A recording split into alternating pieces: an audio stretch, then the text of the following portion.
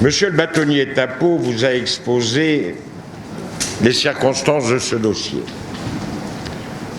Nous vous disons qu'il n'y a rien dans la procédure qui permette de fonder les poursuites qui ont été engagées. Alors vous allez nous dire, c'est normal. Vous êtes avocat, vous défendez vos clients. Alors vous n'allez pas dire que ce qui leur est reproché est fondé. Eh bien moi je vais vous dire, c'est la première fois dans ma carrière que j'ai pu avoir connaissance d'un dossier de cette nature. Ce dossier est scandaleux. Ce qu'il met en cause, ce n'est pas seulement aujourd'hui la situation des personnes mises en examen et incarcérées. Ce qui est en cause in fine dans cette procédure, demain, ce sont les droits et les libertés garantis de tous les citoyens maliens. Et je vais vous dire, en ce qui me concerne, cette procédure, dans les temps actuels, elle ne m'étonne pas. Et je vais vous dire pourquoi.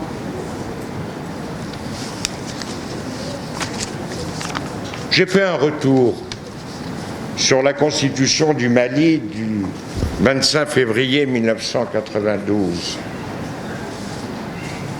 Elle n'est que suspendue. C'est l'acte fondamental du Mali qui édicte un certain nombre de principes qui sont ceux de l'état de droit et qui sont les principes reconnus par la communauté internationale des États. Lorsque vous lisez cette Constitution, et vous avez raison, monsieur le bâtonnier, vous avez des avancées extraordinaires sur le droit des personnes. Le Mali était bien en avance, par exemple, sur la législation française, puisqu'avant même que la loi soit adoptée en France, 10 années auparavant, dans la Constitution du Mali, le titre premier des droits et des devoirs de la personne humaine, il était indiqué que l'avocat devait être présent lors de la garde à vue de son client.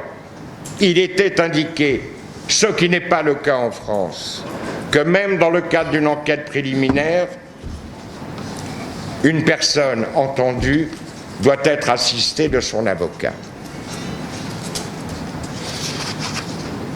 Et vous avez l'article 10 de cette Constitution. Que dit-il ? Toute personne faisant l'objet d'une mesure privative de liberté a le droit de se faire examiner par un médecin de son choix. Nul ne peut être détenu pendant une durée supérieure à 48 heures que par une décision motivée d'un magistrat de l'ordre judiciaire. Et puis, je me suis penché sur l'acte fondamental du 24 août 2020. Je vous demande de vous reporter à ces textes. Ils sont disponibles. Sous le titre 1 des droits et devoirs de la personne humaine, vous avez les articles, c'est une reprise très exacte des articles de la Constitution malienne qui traitent des mêmes questions, sous le même titre, le titre premier. Et vous avez l'article 10. Que dit l'article 10 de l'acte fondamental ? Toute personne faisant l'objet d'une mesure privative de liberté a le droit de se faire examiner par un médecin de son choix, très exactement le texte de l'article 10, premier alinéa de la Constitution. Nul ne peut être détenu dans un établissement pénitentiaire que sur mandat délivré par un magistrat de l'ordre judiciaire, mais c'est l'alinéa 3 de l'article 10 de la Constitution.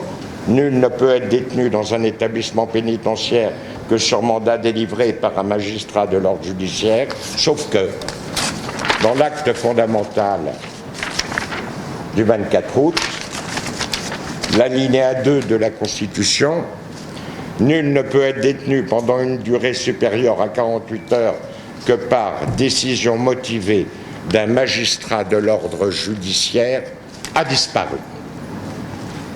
Ça signifie que les services de la sécurité d'État, que les services de police, pour des motifs qui seraient par exemple dus à l'urgence d'une situation réelle ou supposée, peuvent garder dans leurs locaux, au-delà d'une durée de 48 heures, n'importe quel Malien. Vous, monsieur le bâtonnier, mon cher confrère, vous, journaliste, sans que cette personne ait accès à un avocat, sans que cette personne ait accès avec le monde extérieur. Donc ça ne m'étonne pas, monsieur le bâtonnier, cette procédure. Elle était inscrite dans ce texte. Cette manière de faire et de procéder, elle était là déjà. Alors il ne faut pas s'étonner que les gens soient arrêtés par la sécurité d'État, gardés au secret durant 8 jours, transférés ensuite à l'autorité judiciaire, à qui on laisse le soin, à qui on confie la tâche de les placer en détention dans un établissement pénitentiaire. Mais en amont, le secret, la mise au secret, l'absence de relation avec avocats, membres de la famille, médecins, ne se trouve pas dans l'acte fondamental. Or, je dis que ceux qui ont rendu cet acte en violation de la Constitution et de son article 10 sont ceux qui instrumentalisent ou qui peuvent instrumentaliser ces procédures. Et c'est la raison pour laquelle je vous dis et je vous répète que ce qui est en cause, ce n'est pas le sort de ces 5 personnes. Allez, après tout, l'affaire judiciaire, 5 personnes en détention.